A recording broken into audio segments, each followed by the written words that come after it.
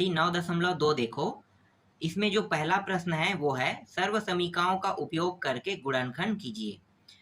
इसके अंदर भी कुछ प्रश्न दिए हुए हैं, इनमें से ए को देख लेते हैं। तो ए में दिया हुआ है 4x² plus 20xy plus 25y का वर्ग दिया हुआ है, और इसका इस प्रश्न में क्या करने के लिए कहा है? गुणनखंड करने के लिए कहा है। तो क्या करेंगे? गुणनखंड करेंगे, लेकिन यहाँ पे कंडीशन क्या है? सर्व समीकरण का उपयोग करके। तो देखो यहाँ पे मैं सर्व समीकरण लगाऊंगा, मैं लिख देता हूं सर्व समीकरण लगाऊंगा यहाँ पे a² plus 2ab plus b²। इसको मैं और कैसे लिख सकता हूँ? ऐसा ना लिख के इसे मैं लिख सकता हूँ a प्लस बी इसका वर्ग। अगर आप इसको हल करोगे तो ये इस फॉर्म में आ जाएगा, डेफिनेटली आएगा। तो क्या करेंगे? पहले से देखो ये प्रश्न है इसी फॉर्म में है, ठीक है, सर्व समीकरण के ही फॉर्म में है। तो क्या करेंगे? इस तरह से इस फॉर्म में लाएंगे। इसे और कैसे लिख सकते हैं? गुणनखंड का मतलब होता है तोड़ना, तो इसे और मैं लिख सकता हूं इस तरह से a प्लस बी इस फॉर्म में लिख सकता हूं। तो जो हमारा आंसर रहेगा वो क्या आएगा? ये वाला मान हमें प्राप्त होना चाहिए।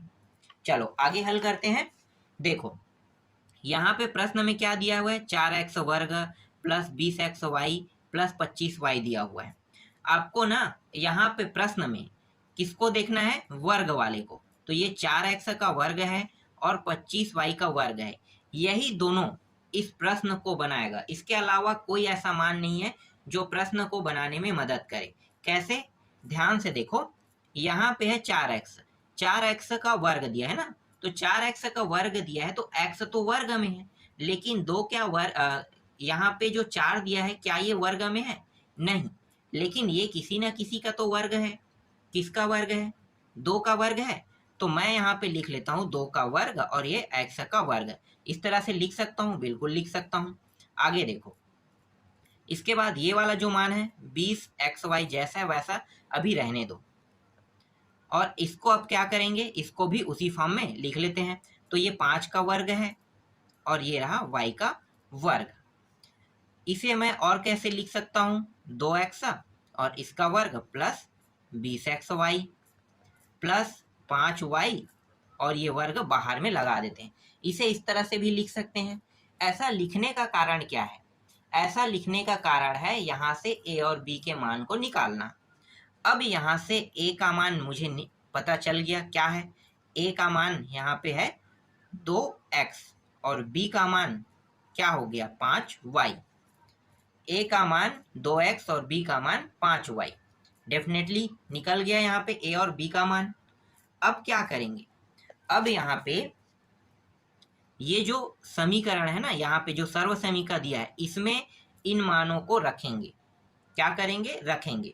तो सर्व समीकरण में मान रखने पर आप लिख सकते हो यहाँ पे, क्योंकि सर्व समीकरण के हिसाब से बोला है बनाने के लिए। तो सर्व समीकरण में मान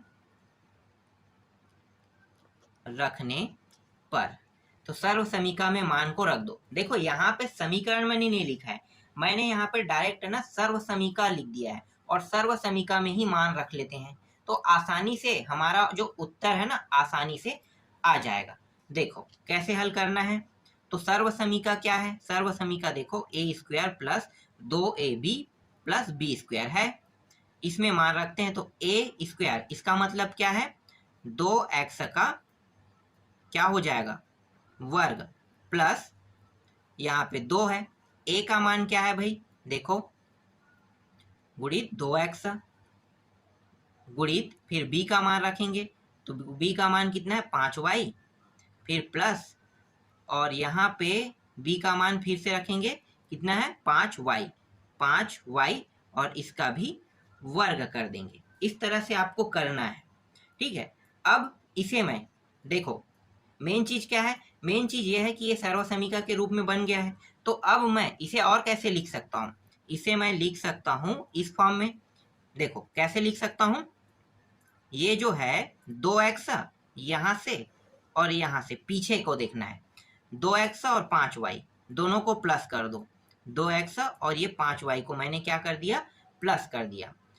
अब देखो यहाँ पे क्या है, इसको मैं और कैसे लिख सकता था, दूसरा स्टेज ये वाला रूप है, तो ये वाले रूप में करते हैं, तो ये वर्ग लगा दिया यहाँ पे, दूसरा स्टेज प्राप्त हो गया वर्ग लगाने पर। अब अंतिम स्टेज, इसके बाद ये वाला रूप प्राप्त होगा, इसके बाद ये वाला रूप प्राप्त होगा, तो इस वाले रूप को अब ला लेते हैं। तो देखो मुझे लाना जो रूप था वो यहाँ पे है 2x 5y बराबर 2x प्लस 5y, और यही क्या है, इसका आंसर है। बन गया। बी को देखो, बी में प्रश्न दिया हुआ है 25, मतलब बी का जो प्रश्न है 25a का वर्ग प्लस 70ab प्लस 49b का वर्ग। इसमें कौन सा सर्वसमी का उपयोग करेंगे, ये सभी प्लस में है, इसका मतलब ये है कि यहाँ पे भी जो सर्वसमी का उपयोग करूंगा, सर्वसमी का a square plus 2ab plus b का वर्ग। इसे मैं लिख कैसे सकता हूँ, लिख सकता हूँ a प्लस बी इसका वर्ग। पहला रूप ये है, दूसरा रूप ये है, और तीसरा रूप क्या प्राप्त होगा, जो हमारा आंसर होगा a प्लस बी और a प्लस बी, इस फॉर्म में प्राप्त होना चाहिए। चलो हल करें। अब इसको फिर से देखो, प्रश्न को देखेंगे तो देखो यहाँ पे वर्ग है और यहाँ भी वर्ग है, a का वर्ग b का वर्ग, तो उसके साथ जो भी मान गुणा हुआ है वो भी किसी ना किसी का वर्ग तो बनेगा। तो 25 इसके साथ गुणा है, तो 25 जो है किसका वर्ग होगा, 5 का वर्ग 25 होगा ना। तो यहाँ पे मैं लिख लेता हूँ, डायरेक्ट लिख लेता हूँ 5a इस तरह से, और यहाँ पे वर्ग प्लस 70ab, एक सेकेंड, ये 70 और ये ab प्लस ये किसका वर्ग है 49, 7 गुणी 7 तो 7 होता है, तो 7b लिख लेता हूँ और इसको भी वर्ग कर देता हूँ इस तरह से। ऐसा मैं क्यों कर रहा हूँ, ऐसा इसलिए कर रहा हूँ क्योंकि मुझे a और b का मान चाहिए। तो यहाँ से जो मान मुझे मिला वो a का मान रहेगा और यहाँ से जो मान मुझे मिलेगा वो b का मान रहेगा। तो a बराबर मैं रखूंगा 5a और b बराबर मैं रखूंगा 7b रखूंगा। अब इन मानों को कहाँ पे रखना है, सर्वसमीका में रखना है। ये है अपना सर्वसमीका, सर्वसमीका में रख देते हैं। तो यहाँ पे जो पूरा मान है उसको लिख लेते हैं, कितना था 25a का वर्ग प्लस 70ab प्लस 49b का वर्ग बराबर a के वर्ग में यहाँ पे रखूंगा कितना 5a इसका वर्ग प्लस 2 गुणित फिर 5a गुणित 7b, और अंतिम वाला जो मान है वो क्या रहेगा 7b का वर्ग, 7b और इसका वर्ग रहेगा इस तरह से। इसको और मैं कैसे लिख सकता हूं, तो देखो दूसरा स्टेप क्या होता है, ये स्टेप तो हो गया कंप्लीट, अब ये स्टेप आएगा। तो यहाँ पे ये पहला और अंतिम को मुझे क्या करना है, लेना है। तो 5a प्लस 7b और इसका वर्ग कर देंगे। इसको अब दो हिस्सों में तोड़ देते हैं, तो 5a plus 7b, 5a plus 7b, और यही क्या है, यही इसका आंसर है। इस तरह से दूसरा भी कंप्लीट हो गया। ठीक है, आगे देखें।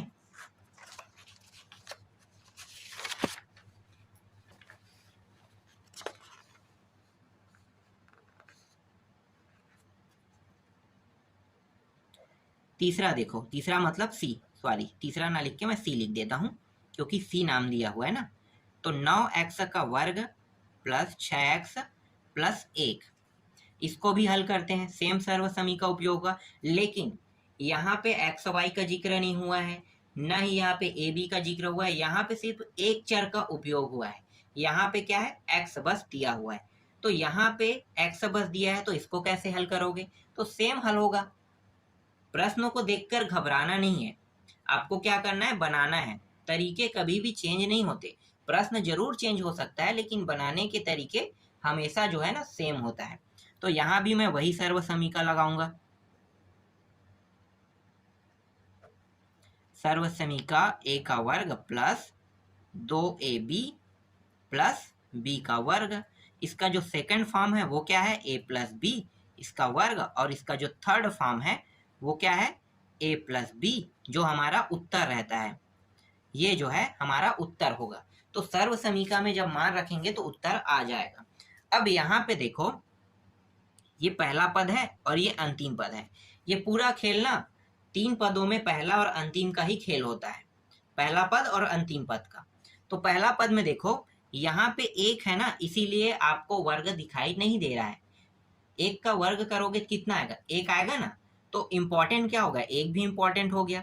और यहाँ पे देखो x का वर्ग पहले से दिया है, इसका मतलब ये भी वर्ग बन नहीं सकता है। तो मैं इसे कैसे लिख सकता हूँ, यहाँ पे मैं इसे लिख सकता हूँ, या आप डायरेक्ट कर सकते हो। इतना तो आपको पता चल गया होगा कि a और b का मान क्या होगा। तो a का मान मैं अब डायरेक्ट रख लेता हूँ। a का मान यहाँ पे ये 3 का वर्ग होता है, ये x है तो x का वर्ग है, तो x बस को मैं लिखूंगा यहाँ पे। इसी तरह से b का जो मान रहेगा वो कितना रहेगा, यहाँ पे सिर्फ कितना दिया है, 1 दिया है। तो b का मान आपको क्या रखना है, 1 बस रखना है। और इन मानों को कहाँ पे रखेंगे, इसमें रखेंगे, रख दो। तो ये प्रश्न पहले आपको लिखना होगा 9x वर्ग प्लस 6x प्लस 1, क्योंकि इसी का जो नेक्स्ट फॉर्म है उसको हम बना रहे हैं और सर्व समीका में मान रखते हुए बना रहे हैं। अब सर्व समीका में मान रखते जाओ। तो इसके स्थान पे 3x रखेंगे, इसका वर्ग प्लस 2 गुणित यहाँ पे a है, फिर से 3x रखो और गुणित 1, और अंतिम जो बचा है क्या है, 1 है, 1 का वर्ग कर दो इस तरह से। यहाँ पे पहला और अंतिम दोनों वर्ग बना रहे हैं तो इन्हीं का उपयोग करेंगे। तो 3x प्लस 1, और इसका क्या कर देंगे, वर्ग कर देंगे इस तरह से। और इसे लिखेंगे कैसे, 3x प्लस 1, 3x प्लस 1, और यही क्या है, इसका आंसर है। नेक्स्ट प्रश्न देखते हैं। डी को देखो, डी में दिया है 1 दिया है, 18a दिया हुआ है, और यहाँ पे दिया हुआ है 81a का वर्ग दिया है। ये प्रश्न थोड़ा सा क्या है, पलटा हुआ दिखाई दे रहा है, लेकिन जो अभी मैंने सी वाला प्रश्न बताया वैसा ही है, सेम टू सेम। तो इसको क्या करेंगे, क्रम को पहले जमा लेते हैं, क्रम को जमा लेते हैं। तो ये वाला वर्ग है, उसके बाद एक घात वाला, उसके बाद कोई घात नहीं, उसको लिखेंगे। तो 81, एक सेकेंड, 81a का वर्ग प्लस 18a प्लस 1। अब आपसे ये प्रश्न बन जाएगा, ट्राई करना। नेक्स्ट प्रश्न में आते हैं। डी के बाद ई में आ जाते हैं। ई में दिया हुआ है p का वर्ग प्लस p प्लस 1/4 दिया हुआ है। अब देखो यहाँ पे अगर लास्ट में 1 दिया होता, समझना ना, 1 दिया होता तो आसानी से अभी आप बना देते, सपोज बन जाता। लेकिन अंतिम में क्या दिया हुआ है, 1/4 दिया हुआ है। तो कैसे हल होगा, देखो इसको भी मैं आपको बताता हूं, वही सर्वसमी का उपयोग होगा। a² plus 2ab plus b², इसका next form a plus b का वर्ग, और अंतिम फॉर्म a प्लस बी और a प्लस बी। इस तरह से ये इसका अंतिम फॉर्म है। यहाँ पे a का मान क्या होगा और b का मान क्या होगा, मेन चीज तो यही है ना कि a और b का मान पता होगा तभी हम अगले स्टेप को हल कर सकते हैं। तो a और b का मान कैसे निकालोगे, तो देखो यहाँ पे a का मान क्या निकलेगा, ये p बस है और p का वर्ग है, तो वर्ग है तो p यहाँ पे क्या हो गया, a का मान हो गया। अब b का मान निकालो, तो b के मान में देखो ऊपर में क्या है, 1 है, तो 1 का वर्ग करने पर कितना आता है, 1 का 1 ही रहेगा। समझ में आ गया। 4 जो है किसका वर्ग है, 2 का, तो यहाँ पे नीचे में 2 लिख दो, सीधी बात बन गया, ये भी आसान हो गया। अब इसको कहाँ पे रखेंगे, इस सर्व समीका में रख देते हैं। तो ये वाला पहले प्रश्न को लिखो, p का वर्ग प्लस p प्लस 1/4 बराबर a के वर्ग के जगह में p का वर्ग प्लस 2 गुणित p गुणित b का मान है 1/2, और यहाँ पे प्लस b का मान है 1/2 दिया है, मतलब 1/2, और इसका भी वर्ग लिखना है। सेकेंड फॉर्म क्या होता है, पहला और अंतिम को हमें देखना होता है, क्योंकि ये दोनों जो है ये नेक्स्ट स्टेप को बनाता है। तो यहाँ पे p का वर्ग है मतलब p, और यहाँ पे 1 + 2 है, इन दोनों को कोष्टक में लो और इसका वर्ग लिख दो। अंतिम स्टेप देखो, p + 1/2, p + 1/2, यही क्या है, इसका आंसर है। बस बन गया ये। आगे देखो f वाले प्रश्नों को। f में क्या दिया है भाई, f में दिया हुआ है यहाँ पे 36 a का वर्ग प्लस 132 ab प्लस 121 b का वर्ग दिया हुआ है। इसे कैसे बनाओगे, सर्वसमी का तो सेम लगेगा। अब इस प्रश्न को मैं बना के नहीं बताऊंगा, आप लोग खुद बना लेना, क्योंकि यहाँ पे मैंने जितना प्रश्न आप लोगों को बताया हूं ना, उतना अगर आप समझ गए तो डेफिनेटली इसको बना लोगे। आगे बढ़ते हैं दूसरा प्रश्न की ओर। मैं समय वेस्ट नहीं करूंगा, इसलिए दूसरा प्रश्न में डायरेक्ट चलते हैं। दूसरा में वही है, सर्वसमीका का उपयोग करके गुणनखंड करना है। तो दूसरा का पहला देखो, डायरेक्ट मैं यहाँ पे दूसरा का पहला प्रश्न देख लेते हैं। तो यहाँ पे a का वर्ग दिया हुआ है, माइनस इस बार है 10ab, और यहाँ पे प्लस 25b का वर्ग। कैसे हल होगा, यहाँ पे सर्वसमीका चेंज हो जाएगा। सर्वसमीका कौन सा सर्वसमीका रहेगा, ये रहेगा a का वर्ग माइनस 2ab प्लस b का वर्ग। इस सर्वसमीका के उपयोग से बनाएंगे। इसको और हम कैसे लिख सकते हैं, a माइनस b वर्ग, और अंतिम फॉर्म a माइनस b और a माइनस b, इस तरह से हम इसे लिख सकते हैं। तो ओरिजिनल जो आंसर है इस फॉर्म में मुझे प्राप्त होगा, मतलब हमें प्राप्त होगा। चलो इसको भी बना के देखते हैं। तो यहाँ पे a का मान क्या प्राप्त होगा, a का मान यहाँ पे वर्ग है, मतलब क्या है, a का a ही प्राप्त होगा। हम कभी भी वर्ग को a नहीं मानेंगे, क्योंकि a गुणित a, तो मुझे सिर्फ उसमें से a बस चाहिए। ठीक है, तो a यहाँ पे हो गया। b का मान देखो, अब b का मान देखते हैं। तो यहाँ पे देखो 25 है और b का वर्ग है, तो यहाँ पे 25 किसका वर्ग है, 5 का, तो 5 को लेंगे, और यहाँ पे वर्ग से b बस को लेंगे। a b का मान प्राप्त हो गया, रखेंगे कहाँ पे, सर्वसमीका में। तो प्रश्न को भी लो, तो प्रश्न है a का वर्ग माइनस 10ab प्लस b का वर्ग बराबर, अब इस सर्वसमीका में मानों को रखते जाएंगे, a का वर्ग माइनस 2 गुणित a, और b का मान कितना है, 5b है, प्लस फिर यहाँ पे b का मान रखो, तो 5b का वर्ग। और मैंने बताया था आप लोगों को कि पहला और अंतिम जो है वो नेक्स्ट स्टेप को बनाता है। तो यहाँ पे a ले लेना है, और यहाँ से क्या लेना है, यहाँ से माइनस लेना है, और 5b। देखो ना, यहाँ पे मैंने पहले ही बता दिया है कि माइनस आएगा, तो a माइनस 5b हो गया। इसको और कैसे लिख सकते हैं, a minus 5b, a minus 5b, इस तरह से आपको लिखना है। ये भी प्रश्न कंप्लीट हो गया। इस तरह से समझ में आ रहा है। पूरा मुझे इसमें बताने की आवश्यकता तो नहीं है, क्योंकि सारे प्रश्न बहुत आसान है और सभी में माइनस दिया है, तो सब कुछ न कुछ तरीके से तो बन ही जाएगा। चलो दूसरा देख लेते हैं। एक और प्रश्न मैं आपको बता देता हूं। दूसरा का जो बीवा प्रश्न है वो है 16x² माइनस 104x प्लस 169 दिया हुआ है। यहाँ पे सर्वसमीका जो उपयोग होगा, सर्वसमीका a का वर्ग माइनस 2ab प्लस b का वर्ग।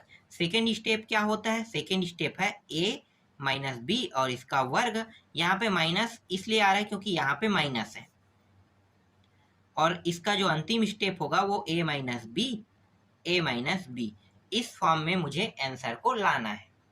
चलो लाते हैं। तो a का मान क्या रहेगा, a का मान यहाँ पे देखो, ये जो 16 है ये किसका वर्ग है, 4 का, तो 4 का वर्ग, तो 4 लिखेंगे, और x से वर्ग से x को ले लेंगे।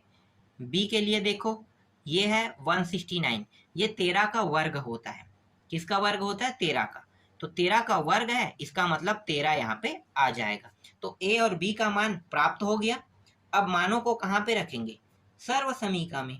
तो प्रश्न को पहले लिखो, 16x का वर्ग माइनस 104x प्लस 169 बराबर, अब सर्व समीका में मानों को रखते जाएंगे।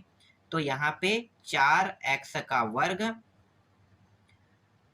इस तरह से रहेगा ना, कोष्टक के अंदर आपको लिखना है, फिर माइनस 4x और कोष्टक में उसके बाद वर्ग है, फिर माइनस 2, a का मान कितना है 4x गुणित b का मान 13, और अंतिम जो मान दिया हुआ है वो कितना है b का वर्ग, मतलब 13 का वर्ग कर देंगे इस तरह से।